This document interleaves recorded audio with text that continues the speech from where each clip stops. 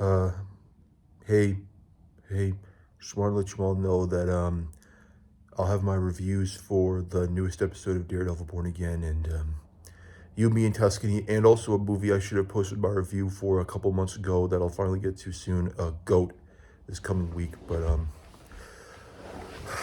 I have to get this video out now because I'll be busy for a lot of the day and uh,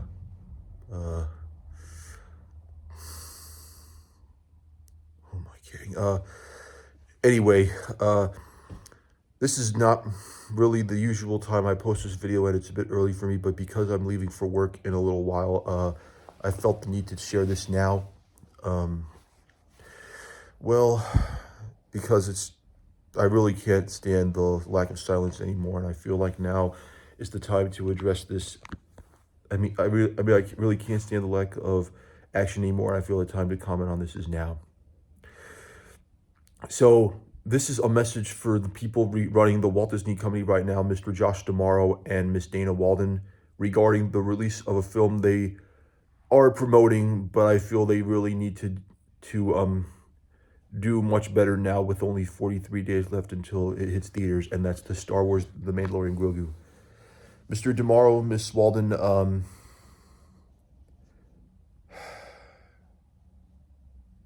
I can't lie when I say that I'm a bit disappointed now that you failed to act on propelling more momentum into the Mandalorian Grogu's marketing a bit by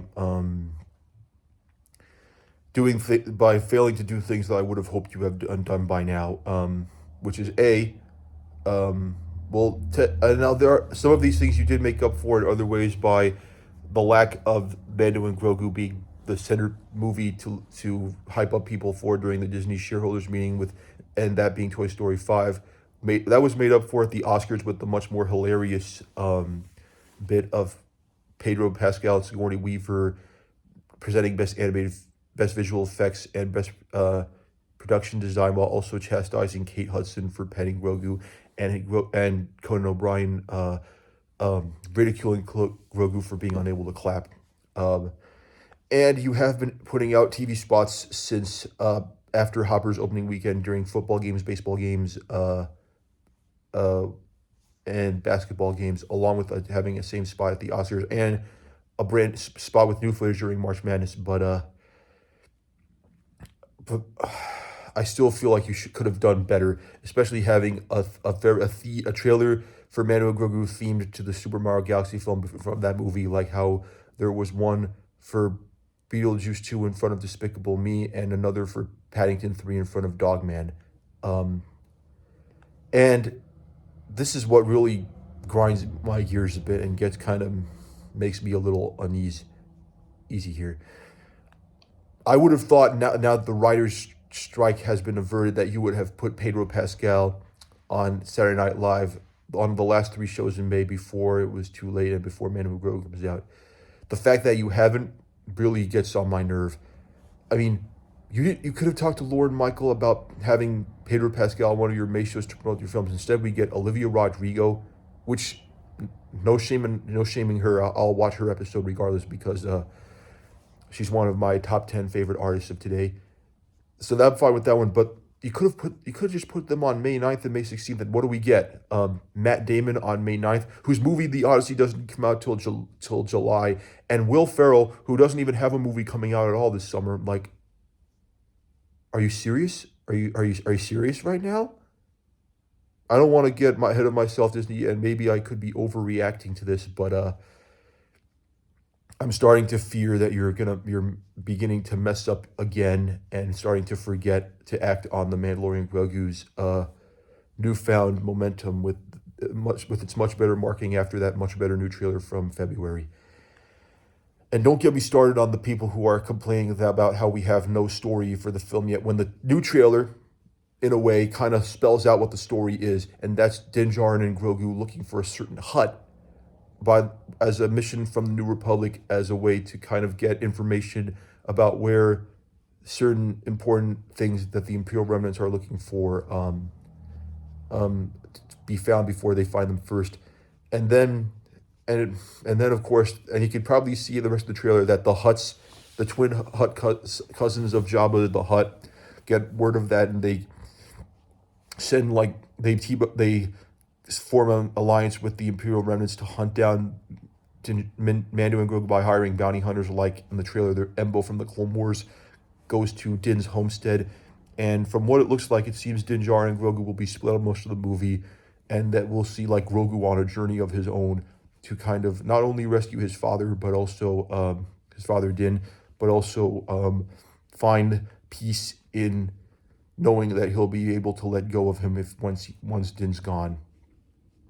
And yet, I mean, the trailer spells out what the plot is in a way, sort of clearly, and yet people on Twitter, the internet, still can't see that because they still think that there's no story there when there clearly is. And I'm like, my God,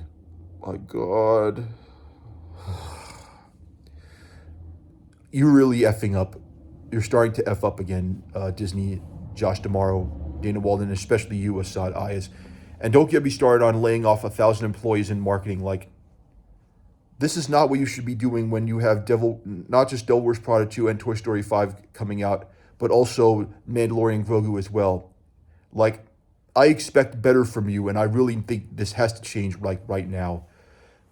I mean, this is just I don't even know what more to say. Look, actually, no.